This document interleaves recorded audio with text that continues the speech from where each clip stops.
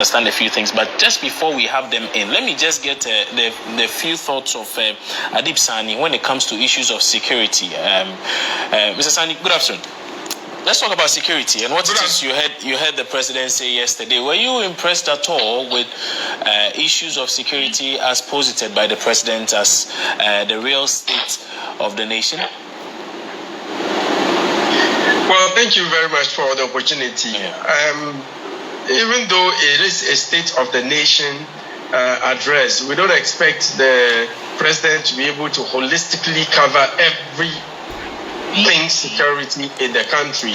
But of course, we do expect him to touch on some few very important areas. Unfortunately, the president failed to deliver on that occasion. What the president said yesterday wasn't new. It is a strategy that has been tried and tested for years on end. Equipment, logistic, vehicles, helicopters, whilst at the same time failing to deal with the fundamental issues confronting law enforcement in the country. Talk about vehicles. Previous administrations have donated vehicles, okay? We've even had in the past helicopters procured for the police. I remember at the point a police officer was shot at La Paz, and there was talk about getting them bulletproof vests and sidearms, etc. Okay, fine. I'm not in any way disputing the relevance of logistics for law enforcement. However, it's a bit of this and it's a bit of that. We don't ignore the fundamental issues, particularly regarding modernizing crime and investigation, creating an atmosphere or an environment where criminals will be disincentivized from perpetrating the crime in the first place. We still have a major issue so far as crime and investigation is concerned. And interestingly, most of the processes involved, I have a lot of police friends, some are working for the CID, and they tell me that most of the processes involved in criminal investigation is manual. When we are in the 21st century, technology is leveraged, the use of DNA technology, the use of biometric, but we have consistently failed to modernize crime fighting in the country. That is why criminals have become emboldened these days to the extent that they can even go after bullion vans, knowing full well that there's an armed police officer on the vehicle. So that should tell you something. But Adib, then that suggests that we should all be happy with some of the things we heard the president say, because, for instance, he had suggested that they were resourcing the entities, and even for the labs, they were putting in place a lot of measures and material which will help the police service on the CID conduct a lot of investigations in a much more thorough manner, also swiftly and the like. So I think it's a gradual step. Of course, we are not there, but I think some commitment is being shown in that regard. Or you disagree with that? Well, I would rather see the walk rather than the talk. Criminal investigation has to be digitalized. Unfortunately, we don't have enough crime labs. I think we have crime labs in Accra and in Kumasi. So what it means is when a crime is perpetrated in somewhere, in Boku, it would have to be transported all the way to Kumasi. And evidence, some of it is forensic in nature. It can expire. It can get contaminated in transit. That is why there's the need. And I've said this over and over again, for crime labs in every single regional capital in Ghana. But it shouldn't end there. For officers would have to be trained to have the forensic know-how to be able to make sense of crime scenes. But most importantly, and this is so important, in Ghana, when crime is perpetrated, who are usually the first responders? Is it not the police? Indeed. But we have constricted the training to just the forensic team. So I think that we need to give training to all police officers, oblivion of which unit, whether you are with the CID, you are with the FPU, you are with the Motor and Traffic Division. So at least they would have some little knowledge about preservation of the integrity of crime scenes. Unfortunately, a lot of them don't know. So when they get to the crime scene and see a dead man with rat poison beside him, they assume it's suicide, right? Yeah. Or they see someone dangling from a tree, they assume it's suicide. They should be made to understand, to be able to analyze crime scenes and not contaminate it like we see often, which I must say usually throws the investigation process off gear. I see. I've heard a few people suggest that the government must be commended thoroughly, for that matter, for trying to deal with the issue of insecurity in a lot of ways. A number of people initially had suggested there were issues with security, particularly in 2017, 2018, thereabout.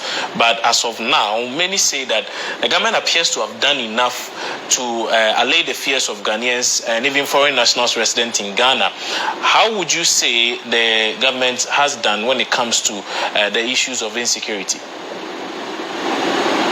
Well, when the president was first elected in 2016, one of the first appointments he made is the National Security Minister, which obviously was indicative of the importance he attaches to security, which I must say was very commendable. Under this administration, we've had the drafting, even though it's not been passed yet, of the National Security Strategy. I have been an ardent advocate for us to plan the future of our security rather than deal with it on ad hoc basis. We usually wait. When something happens, then we deal with it locally. When an MP is attacked, then we deal with it within the confines of Parliament rather than the broader community security approach. So with the development of the strategy, I think it would help to a very large extent. And we've also seen the review of the Security and Intelligence Agencies Act. In the past, you don't know who does what. BNI, as it was formerly called, now the National Intelligence Bureau, CID. Usually, because it wasn't clearly defined, it was shrouded in confusion and diffusion. Now, with the new Security and Intelligence Agencies Act, it clearly defines what their various roles are. And of course, the composition of the decentralized security councils also is being taken care of. However, in the midst of all of these, the question is, to what end? What have we been able to achieve from all of these interventions, including the CCTV cameras you see all over the place? Unfortunately, according to statistics by the Ghana Police Service, according to the U.S. Department of State in their travel advisory warning to Ghana published in 2019, and the latest one published in September 2020, according to World Bank and many other sources, crime is actually on the increase from 2017 to 2020. On an annual basis, we have over 500 Ghanaians murdered. A lot of these cases go uninvestigated, and those that are even investigated, closure is not brought to their families. There are a lot of high-profile cases that we don't seem to be making sense of. Fanic Autry, JB Dankwa, Madam Josephine Asante of Gapoa, Amestuali, etc. So these are legitimate questions we need to be answering. What is the problem despite all of these commitments by government? The answer is straightforward and it's simple. The height of incompetence, so to speak, is doing the same thing over and over again, expecting a different outcome. So what in essence this means is the approach we are taking is not really, it might help to some extent, but it's not the best. And so for us to change the approach rather than just constrict it all to, so you are saying when it comes to the issues of security, the Akufo-Addo government is highly incompetent? Well, I wouldn't say they are highly incompetent. That would be very unfair. And I mean, that if they were highly incompetent, I'm sure you and I wouldn't have been able to grant this interview. Indeed. And that's the point I would have made anyway. Exactly. But what I am saying is, perhaps I would have to use a better word, but what I am saying is, a lot more can be done. All of these procurements that is happening is not translating in the crime figures. It's just like a project. When you're running a project, there are project development goals. And by the end of this project, I should have been able to move 10 people out of poverty. However, by the end of that project, if you buy private jets for each of the 10 persons, yet you are not able to lift them out of poverty, what does it mean? The project has failed.